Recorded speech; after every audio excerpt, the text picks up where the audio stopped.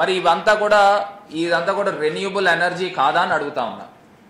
మరి ఇవాళ ఈ యొక్క కోవిడ్ కారణంగా, ఈ వార్ కారణంగా కోల్ ప్రైసెస్ ఏ రకంగా షార్టప్ అయిందనేది ఒకసారి ఆలోచన చేయాలి. మరి కోల్ అనేది థర్మల్ పవర్లోకి మనం వాడతాం.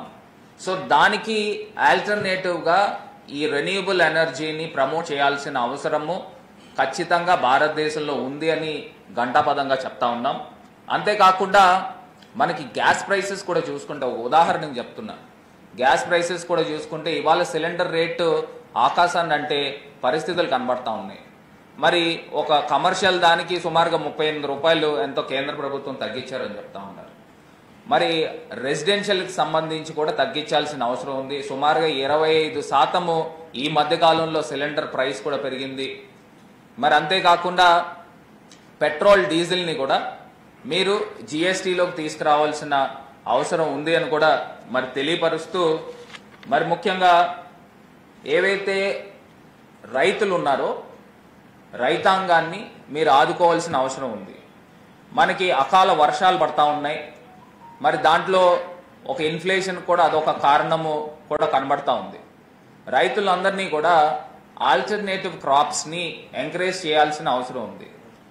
ఇప్పుడు మనం చూసినట్టయితే వరి ఒక పర్టికులర్ క్రాప్ ఏదైతే ఉందో రైతులు జనరల్గా వరి కానీ లేకపోతే నార్త్లో చూసినట్టయితే గోధుమలు కానీ వేస్తూ ఉంటారు. మనం ఏదైతే మిగతా దేశాల నుంచి ఇంపోర్ట్ చేసుకుంటున్నామో ఆ రకమైన క్రాప్స్ని మన భారతదేశంలో ఎంకరేజ్ చేసి ఇన్సెంటివ్స్ ఇచ్చి వాళ్ళకి ఎంకరేజ్ చేయడం వలన రైతాంగం అందరూ కూడా ఆ క్రాప్స్లోకి రావడానికి అవకాశం ఉంటుంది. మరి ఆ దిశగా ఎందుకు ఆలోచన చేయట్లేదు అర్థం కావట్లేదు. మరి ఇవాళ పామ్ ఆయిల్ చూసినట్టయితే యుక్రెయిన్ వార్ వలన మనం మ్యాక్సిమం ఇంపోర్ట్ చేసుకునేది యుక్రెయిన్ నుంచి చేసుకుంటా ఉన్నాం.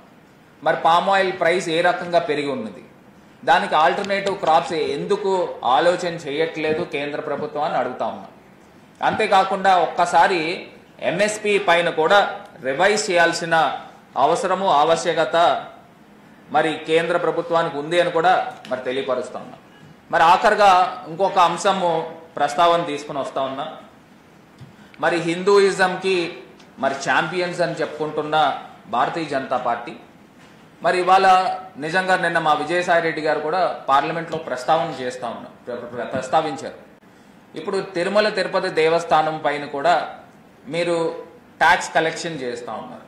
దాన్ని వేవ్ ఆఫ్ చేయాలి, దాన్ని టెంపుల్స్ని అన్నీ కూడా జిఎస్టీలోంచి బయటికి తీసుకురావాలని మేము పలుమార్లు గౌరవ ముఖ్యమంత్రి గారు కానీ జగన్మోహన్ రెడ్డి గారు కానీ లేకపోతే మా పార్లమెంటరీ లీడర్ విజయసాయిరెడ్డి గారు, మిథున్ గారు మేమంతా కూడా వెళ్ళి రిక్వెస్ట్ చేశాము. దానిపైన ఇంకా ఇప్పుడు దాకా నిర్ణయం తీసుకోలేదు. మరి హిందువుల యొక్క మనోభావాలను కూడా మీరు దృష్టిలో పెట్టుకొని దానిపైన కూడా టీటీడీ పైన వచ్చే ట్యాక్స్ని కూడా వేవ్ ఆఫ్ చేయాలని మరి మిమ్మల్ని కోరుతా ఉన్నాము. అంతేకాకుండా మనకి ఫైనల్గా చూసినట్టయితే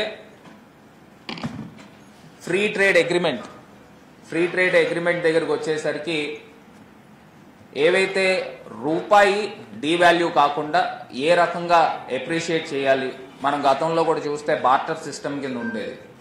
మరి ఆ రకంగా ముందుకు రావాల్సిన అవసరం ఉంది. మనకి ఏదైతే మనము ఇక్కడ ఎక్కువ పండించుకుంటున్నామో డాలర్తో ఎక్స్చేంజ్ చేయకుండా మనకి ఈ వాల్యూకి తగ్గట్టు మనం ఎక్స్పోర్ట్ చేస్తాము, ఆ వాల్యూకి తగ్గట్టు ఇంపోర్ట్ చేసుకుని ఆ రకమైన ఫ్రీ ట్రేడ్ అగ్రిమెంట్ని ప్రమోట్ చేయాల్సిన అవసరం ఉంది అని కూడా ఈ యొక్క సందర్భంగా తెలియపరుస్తూ, ఓవరాల్గా మరి కేంద్ర ప్రభుత్వము నేను ఏదైతే ప్రధానమైన అంశాలు చెప్పానో ఆల్టర్నేటివ్ సోర్స్ ఆఫ్ ఫ్యూయల్స్ కూడా మరి ప్రధానమంత్రి గారు కూడా 2030 నాటికి పూర్తిగా తగ్గించుకొని హైడ్రోజన్ కానీ లేకపోతే రెన్యూబుల్ ఎనర్జీ కానీ హైడ్రో ఎలక్ట్రిసిటీ వైపున అడుగులు వేస్తామని మరి చెప్తా ఉన్నారు. కానీ అది ఆచరణ సాధ్యంలో ఎంతవరకు మరి ముందుకు వెళ్తుందని కూడా మరి ఒక్కసారి ఆలోచన చేయాల్సిన అవసరం ఉందని కూడా తెలియపరుస్తూ, ఇవాళ ఆంధ్రప్రదేశ్ రాష్ట్రం అనే కాదు మిగతా రాష్ట్రాలన్నీ కూడా దేశవ్యాప్తంగా కూడా మరి జిఎస్టీలో డివల్యూషన్ ఆఫ్ ట్యాక్సెస్ కిందన 42% రావాల్సిన అవసరం ఉంది. మరి ఇవాళ మీరు కేంద్ర ప్రభుత్వం ఇంకా కొత్తగా ట్యాక్సెస్ని యాడ్ చేస్తూ సెస్లని సర్ఛార్జీలని మరి ట్యాక్సెస్ని యాడ్ చేస్తూ ఈ 42% అల్లా కూడా 31%కి పడిపోయిన పరిస్థితులు కనబడతా ఉన్నాయి. మరి ఇవాళ ఆంధ్రప్రదేశ్నే ఎగ్జాంపుల్ కింద తీసుకుంటే సుమారుగా ఈ 3 సంవత్సరాల్లో డివల్యూషన్ ఆఫ్ ట్యాక్సెస్ గాను సుమారుగా 46,000 కోట్ల రూపాయలు మరి ఆదాయము కేంద్ర ప్రభుత్వం నుంచి రావాల్సిన ఆదాయం రాలేదు. ఇంకొక పక్కన మన అందరికీ కూడా తెలుసు మరి తెలంగాణకి హైదరాబాద్ తెలంగాణకు వెళ్ళిపోయిన తర్వాత మరి ఆంధ్రప్రదేశ్కి ఏదైతే జీవనాడి కిందన మేమంతా భావిస్తామో పోలవరం ప్రాజెక్ట్ని శరవేగంగా కంప్లీట్ చేసి R&Rని LAని త్వరగా రిలీజ్ చేయాలని మరి కోరుతా ఉన్నాము. మరి కాగ్ ఇచ్చిన నివేదిక ప్రకారంగానే చూసుకున్నట్టయితే మరి రెవెన్యూ డెఫిసిట్ ఏదైతే ఉందో మీరు ఇంకా 18,000 కోట్ల రూపాయలు బకాయిలు ఉన్నారు. అది కేంద్ర ప్రభుత్వం ఆంధ్ర ప్రభుత్వానికి ఆంధ్ర రాష్ట్రానికి రిలీజ్ చేయాల్సిందిగా మరి కోరుతా ఉన్నాము. మరి గతంలో కూడా ఇంకొక ప్రధానమైన అంశం తెలుగుదేశం ఎన్డీఏలోంచి బయటకు వచ్చిన తర్వాత ఏదైతే వెనకబడిన జిల్లాలు ఉన్నాయో ఆ వెనకబడిన జిల్లాలకి మీరు కేవలం 50 కోట్ల రూపాయలు ఒక్కొక్క జిల్లాకి ఇస్తా ఉన్నారు. మేము ఆ యొక్క అమౌంట్ను కూడా మీరు గత 3 సంవత్సరాలు కాదు కదా 4-5 సంవత్సరాల నుంచి రిలీజ్ చేయడం జరగలేదు. దాన్ని కూడా ఇమీడియట్గా 5 సంవత్సరాలకి ఒక్కసారి రిలీజ్ చేయడం వలన దాన్ని మేము క్యాపిటల్ ఎక్స్పెండిచర్కి ఉపయోగించడానికి అవకాశం ఉంటుందని కూడా తెలియపరుస్తూ దాంతోపాటు ఏవైతే ఒరిస్సాకి సంబంధించిన కేబీకే డిస్ట్రిక్ట్స్ ఉన్నాయో ఆ కేబీకే డిస్ట్రిక్ట్స్కి మీరు ఏ రకంగా అయితే వెనకబడిన జిల్లాలకి మీరు అమౌంట్ ఇస్తున్నారో ఎట్ పార్ విత్ కేబీకే జిల్లాలకి ఇచ్చిన విధంగా 7 వెనకబడిన జిల్లాలు ఆంధ్రప్రదేశ్లో వాటికి కూడా ఇవ్వాలని మరి కేంద్ర ప్రభుత్వానికి అపీల్ చేస్తూ ఏవైతే ఈ ప్రధానమైన అంశాలని మేము పార్లమెంట్లో లేవనెత్తాం. హైయెస్ట్ ఫార్మ్ ఆఫ్ డిస్కషన్ పార్లమెంట్లో జరిగింది. ఇది గాలికి వదిలేయకుండా కేంద్ర ప్రభుత్వం తగు చర్యలు తీసుకుని స్పందించి ఇమీడియట్గా నిత్యావసర వస్తువులు ఏవైతే petrol diesel cooking gas edible oils అదేవిధంగా పల్సెస్ గ్రెయిన్స్ ఉన్నాయో కామన్ మ్యాన్ బతికే విధంగా ఇమీడియట్గా నియంత్రించాలని కేంద్ర ప్రభుత్వాన్ని డిమాండ్ చేస్తున్నాం.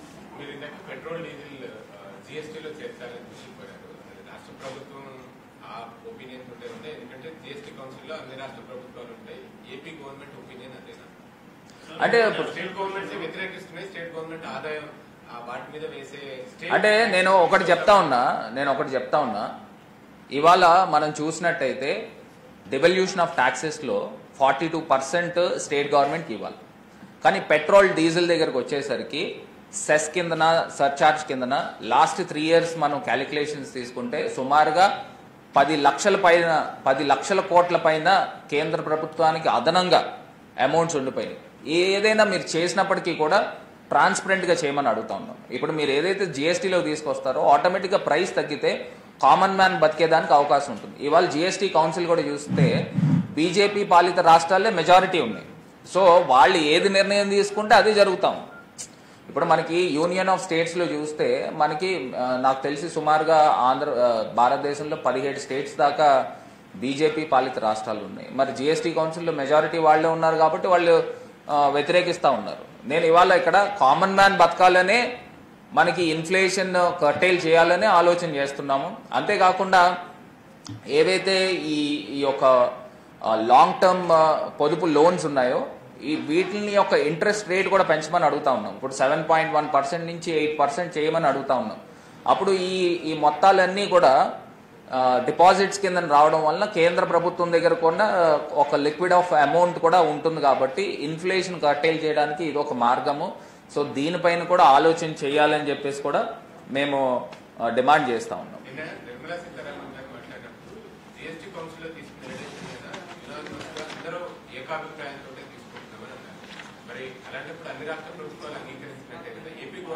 అదే నేను అదే చెప్తున్నా మీకు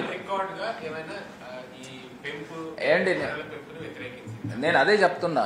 ఇప్పుడు బీజేపీ పాలిత రాష్ట్రాలు మెజారిటీ వాళ్ళు ఉన్నప్పుడు మనం వ్యతిరేకించినా లేకపోతే మనం ఇది చేసినా ఏదైనప్పటికీ కూడా వాళ్ళు డెసిషన్ తీసుకున్నారు. ఇప్పుడు నేను ఇంకొక అంశం కూడా చెప్తున్నా ఏంటంటే ఇప్పుడు ఇన్ఫ్లేషన్ కర్టైల్ చేయడానికి ఏదైతే ఈ పీపీఎఫ్ రేట్స్ ఉన్నాయో 7.1% ఇప్పుడు కేంద్ర ప్రభుత్వం ఆఫర్ చేస్తూ ఉంది. దాన్ని 7.8% చేయడం వలన 1000 కోట్ల రూపాయలు డిపాజిట్స్ రూపేణా మనకి కేంద్ర ప్రభుత్వానికి రావడం జరుగుతుంది.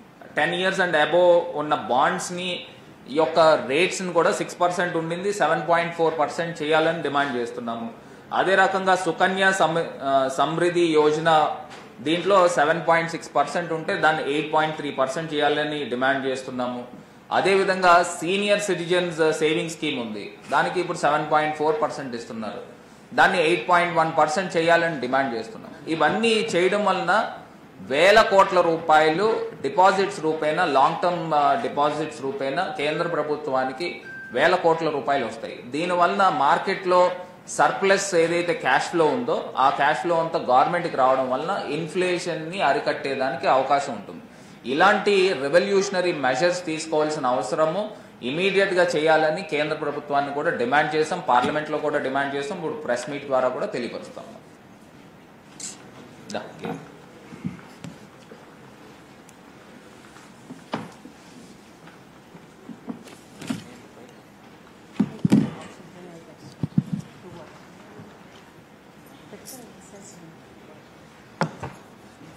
అందరికీ నమస్కారం. మా గౌరవ పార్లమెంట్ సభ్యులు భరత్ గారు చాలా విషయాలు ప్రస్తావించడం జరిగింది. ప్రధానంగా ధరల పెరుగుదల సామాన్య ప్రజలపై విపరీతమైన భారం పడింది. నిన్న మొన్న చూసుకున్నట్లయితే లోక్సభ రాజ్యసభల్లో కూడా మరి చాలా రోజుల తర్వాత ఒక చర్చ ప్రారంభమైంది. అది సంతోషించదగ్గ విషయం. ఎందుకంటే రకరకాల కారణాల వల్ల సభ వాయిదాలు పడినప్పటికీ కూడా ప్రజల యొక్క అంశాన్ని చర్చించడానికి చర్చకు రావటం, దానికి గౌరవ ఆర్థిక శాఖ మంత్రి నిర్మలా సీతారామన్ గారు సమాధానం కూడా చెప్పడం జరిగింది. మరి లోక్సభలో కానీ రాజ్యసభలో కానీ మా వాదనని కానీ ప్రజల యొక్క సమస్యల గురించి కానీ ఇప్పుడే భరత్ గారు చెప్పినట్టుగా ఆర్థిక పరిస్థితుల గురించి సంబంధించిన విషయాలు కానీ ప్రస్తావించడం జరిగింది. గౌరవనీయులు విజయసాయిరెడ్డి గారు కూడా స్పష్టంగా గ్రౌండ్ లెవెల్లో ఉన్న పరిస్థితిని, ఆర్థిక పరిస్థితిని కూడా పూర్తిగా వివరించడం కూడా జరిగింది. మాకు అంటే సమాధానం దొరికింది కానీ పరిష్కారం దొరకలేదు. అనేక అంశాలు ఉన్నాయి. మనం చూసుకున్నట్లయితే రీజన్స్ చెప్పారు, రెండు సభల్లో కూడా ఎందుకు ధరలు పెరిగాయని రీజన్స్ చెప్పారు, కానీ పేద ప్రజలకు ఏం రిలీఫ్ ఇస్తున్నారు అనేది మాట మాత్రం ఎక్కడ ప్రస్తావించలేదు. నిజమే, ప్రభుత్వానికి కారణాలు ఉన్నాయి. కరోనా పాండమిక్ కానీ, దానివల్ల వచ్చిన లాక్డౌన్స్ కానీ, దానివల్ల వచ్చిన నష్టాలు కానీ, దానివల్ల వచ్చిన ఇబ్బందులు కానీ, ఆర్థిక పరిస్థితులు కానీ, రష్యా ఉక్రెయిన్ యుద్ధం గురించి కానీ, అట్లాగే డాలర్ మరి విలువ, రూపాయి విలువ తగ్గడం కానీ, ఆర్థిక పరిస్థితులు కానీ అన్నిటి గురించి చెప్పారు. ఇవి ప్రభుత్వానికి కాదు, ప్రజలకి ఉన్న ఇవే బాధలు. కరోనా పాండమిక్లో ఉద్యోగాలు పోయిన వాళ్ళు ఉన్నారు, జీతాలు తగ్గిపోయిన వాళ్ళు ఉన్నారు, అనారోగ్యం పాలైన వాళ్ళు ఉన్నారు, కుటుంబ సభ్యులందరూ చాలా మంది చనిపోతే అనాథలైన వాళ్ళు కూడా ఉన్నారు. ఈరోజు ఒంటరిగా మనమే ఇచ్చాం. మొన్న పిల్లలందరికీ కూడా తల్లి తండ్రి కూడా చనిపోతే పిల్లలకి 10 లక్షలు చొప్పున కేంద్ర రాష్ట్ర ప్రభుత్వాలు వాళ్ళకి ఇవ్వడం జరిగింది. అదేవిధంగా ఎంఎస్ఎంఈ కింద సుమారు 5,800 ఎంఎస్ఎంఈలు కుదేలైపోయినాయి అని చెప్పి ఒక మినిస్టర్ గారే నిన్న మొన్న పార్లమెంట్లో సమాధానం చెప్పడం జరిగింది. ఆర్థిక వ్యవస్థ ఎలా నడుస్తుందంటే కరోనా తర్వాత చాలా ఇబ్బందుల్లో ఉండే కూడా సమాధానాలు వస్తూనే ఉన్నాయి. ప్రశ్నలకు సమాధానాలు వస్తున్నాయి, కానీ పరిస్థితులు చక్కదిద్దే విధంగా కూడా మానవతా దృక్పథంతో సహృదయంతో ఆలోచించాల్సిన బాధ్యత ప్రధానమంత్రి గారి మీద, ఆర్థిక మంత్రి గారి మీద తప్పకుండా ఉంది. ఎందుకంటే మనకున్న ఇబ్బందులు చెప్తూ ఒక పక్క మనమే అన్ని స్కీములు, రకరకాల స్కీముల్ని ఇంప్లిమెంట్ చేయడం ద్వారా ప్రజల్ని ఆరోగ్యకరమైన పరిస్థితుల్లోకి తీసుకువెళ్తున్నామని చెప్తున్నారు. ఉదాహరణకి ఉజ్వల కింద 2 లక్షల గ్యాస్ కనెక్షన్లు ఇచ్చారు. మరి నాకు తెలుసుంటే ఇంచుమించుగా 450, 475 నుంచి దగ్గర సుమారు 500 నుంచి ఈ మధ్యకాలంలో 1000 రూపాయలకి సిలిండర్ ధర పెరిగిపోయింది. మరి ఉజ్వల భవిష్యత్తు ఎట్లా ఉంటుంది?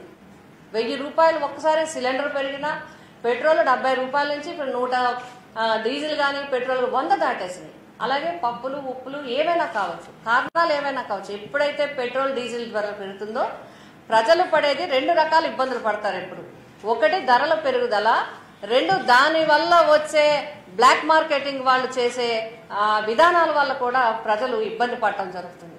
వాళ్ళ దగ్గర స్టాక్ ఉన్నా సరే పాత ధరకు అమ్మరు, వాళ్ళ దగ్గర నిల్వలున్నా సరే పాత ధరకు అమ్మరు, పెంచిన ధరలకే ఇచ్చి ప్రజల మీద ధరం వస్తారు.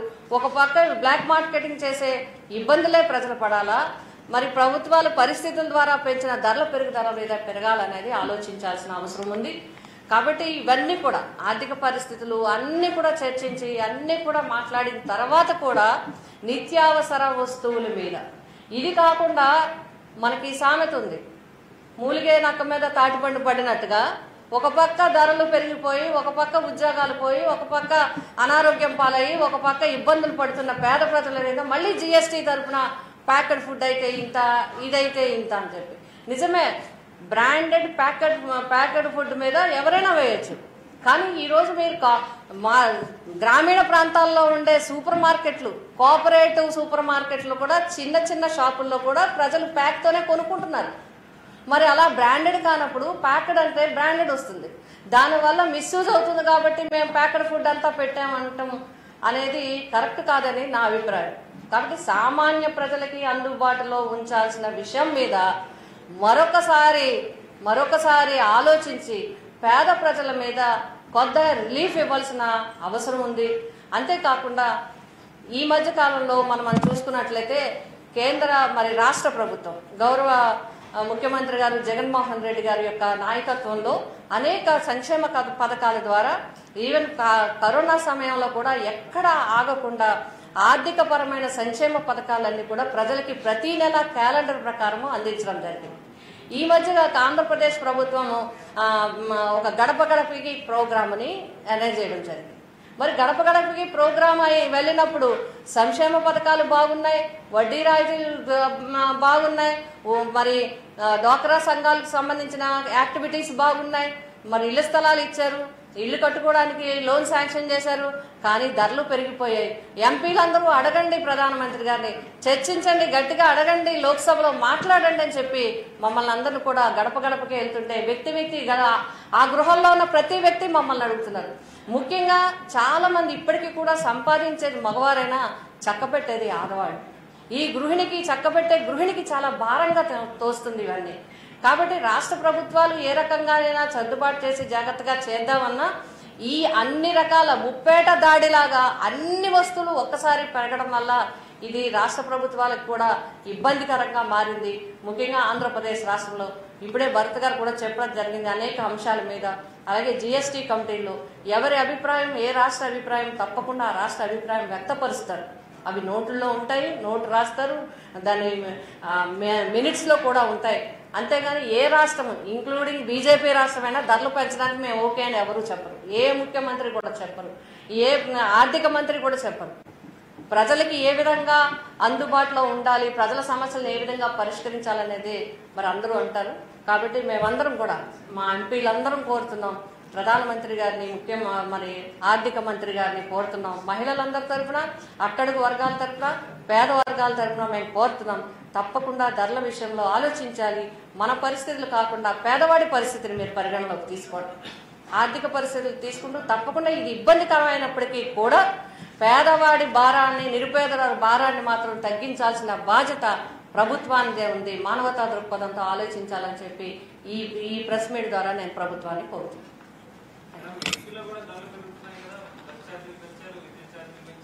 డీజిల్ పెట్రోల్ పెరిగితే అన్ని పెరుగుతాయి.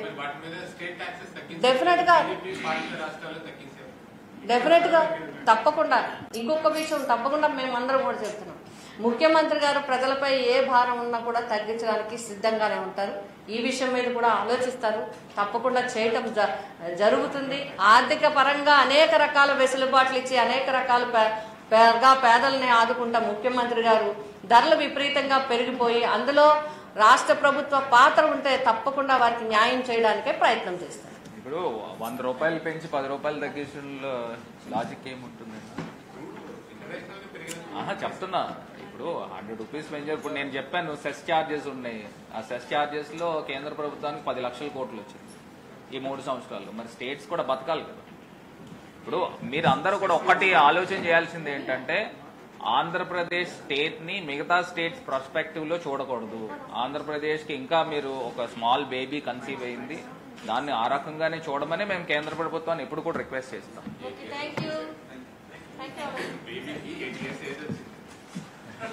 కాకపోతే నరిష్మెంట్ లేదు కదా. ఇంగ్లీష్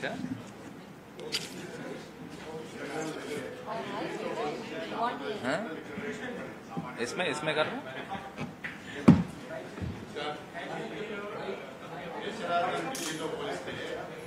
हाँ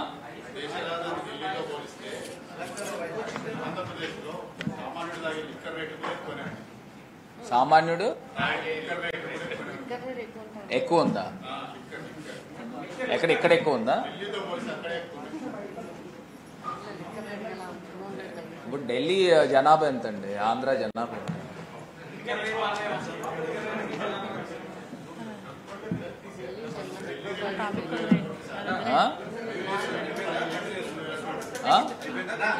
అయిపోయింది ఇంగ్లీష్.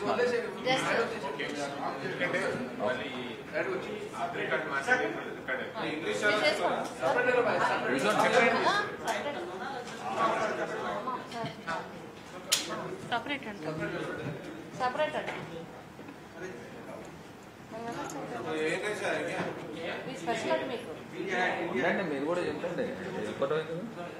తీసేస్తాను.